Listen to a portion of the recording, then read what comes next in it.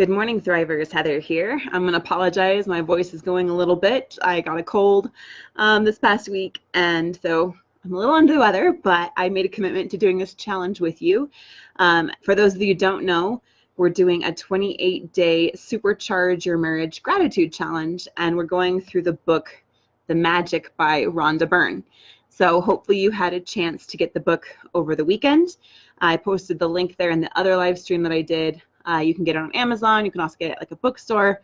But it's a really short read. It's good. It's going to be great. I've never done this before. My mentor challenged me to do it, so I'm excited to do it with you.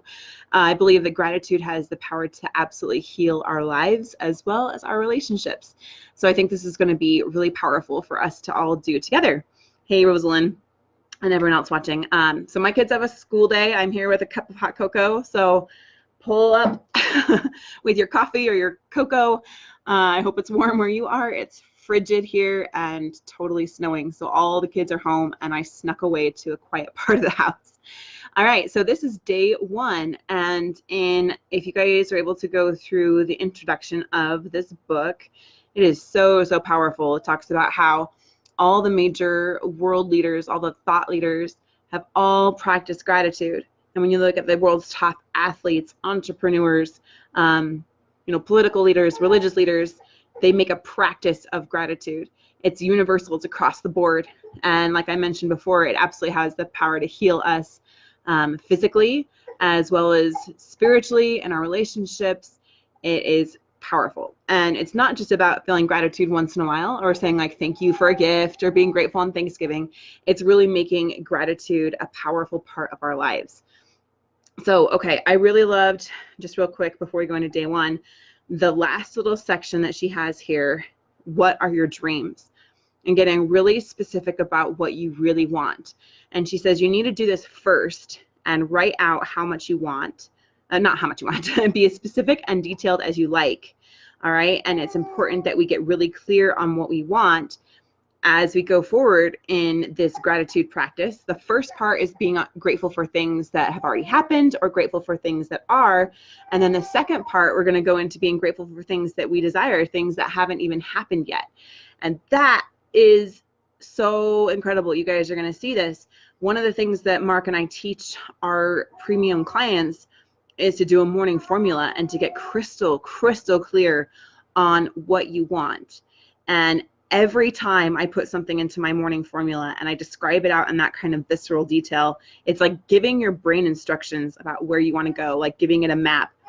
And it's amazing. I look back on what, excuse me, I had, 2 or 3 years ago on my morning formula, and now every single one of those has come true. Uh-oh, now my baby woke up. I snuck into our room to try to have a quiet place, and now I woke up the baby.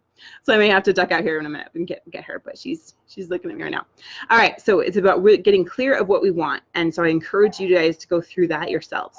So how it's going to work is I'm going to go through part of each chapter, each of the challenge for that day, and then we're all going to check in and be accountable and share how we did on the next day.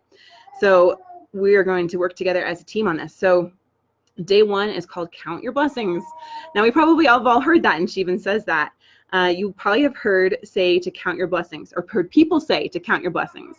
And when you think about the things you're grateful for, that's exactly what you're doing.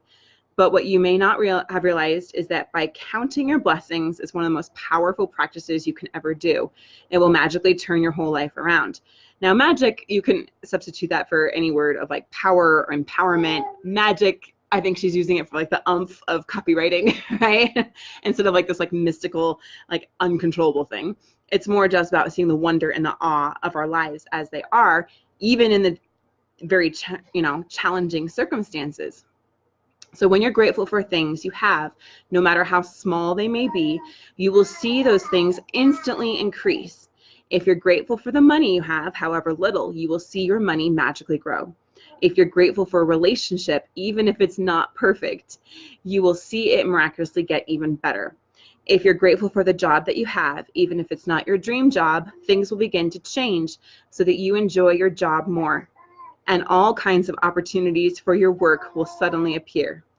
The flip side, this is important, is that when you're not counting your blessings, we can fall into the trap of unintentionally counting negative things. We count negative things when we talk about things we don't have. We count negative things when we criticize or find faults with other people. When we complain about traffic, waiting in lines, delays in government, not enough money, or the weather. The weather today. I love the weather though, it's great. When we count negative things, they increase too. But on top of that, with every negative thing we count, we cancel out blessings that were on their way. I have tried both, she says, counting my blessings and counting negative things. And I can assure you that counting your blessings is the only way to have abundance in your life. Here's a quote from Maddie Babcock, a writer and clergyman. Better to lose count while naming your blessings than to lose your blessings to counting your troubles. All right, so I'm just going to do a little of thought here, and then we're going to go into what Einstein did, which is really pretty cool. Hey, Billy. Hey, Ryan. So we can only have so much focus, right? Like imagine a lens through like a camera. It can only focus clearly on one thing, right? Or a very small amount of things. And everything else gets put into the peripheral, right? Into the background. And so when we choose to focus on what we have, like what we're grateful for, that's what grows. That's where our focus goes, and all of our energy and our emotion goes there. Whereas if we take everything that we don't want, or everything that we have that, you know, that's lacking, then that's what grows in our focus.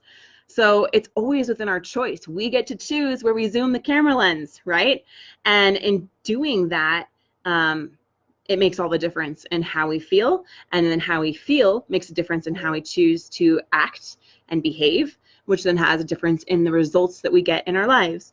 When we're in that state of gratitude, when we have that perspective of what is going right, then our minds become more creative and our bodies are healthier and stronger, which then puts us in a better state to make better choices. Does that make sense? All right, let's learn what Einstein did. Well, Einstein gave thanks. He thought about why he was grateful. My mentor taught me this too. So when you think about why you're grateful for something, because before I used to just keep a gratitude journal and say, I'm grateful for, you know, this day, I'm grateful that Ben did this. But then she helped me take it to another level. I'm grateful for this because when Ben comes home and he gives me a kiss first thing, it makes me feel like a queen. It makes me feel like a princess, that he cares about me. It makes me feel like I'm seen and that he's excited to see me. Wow, that just like took it to a whole other level, right? When we can really dissect why we're grateful for something. So that's what Einstein did. All right, when you think about the reason why you're grateful for a particular thing, person, or situation, you will feel gratitude more deeply. Remember that the magic of gratitude happens according to the degree of your feeling. So with each item on your list, write the reason why you're grateful for it. Here are some ideas for writing your list. I am truly blessed to have what, because why. All right, and then she's going to go through a couple others here. I'm so happy and grateful for blank, because why. I am truly grateful for Ellie crying over there. She sees me, because why. And then just keep going. I'm with all my heart. Thank you for blank, because why.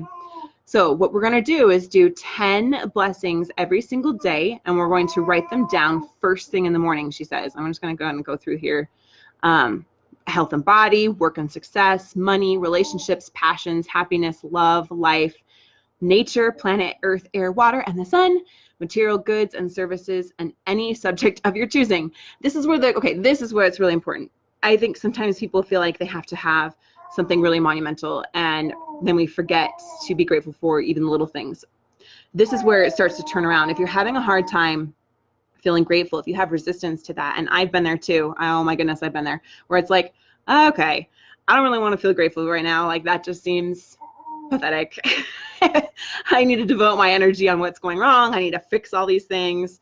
And our brains get completely consumed, and all of our emotional capital goes into the consumption. It's kind of like a black hole. It just wants to suck everything into it. And soon it takes the very life and the soul out of us.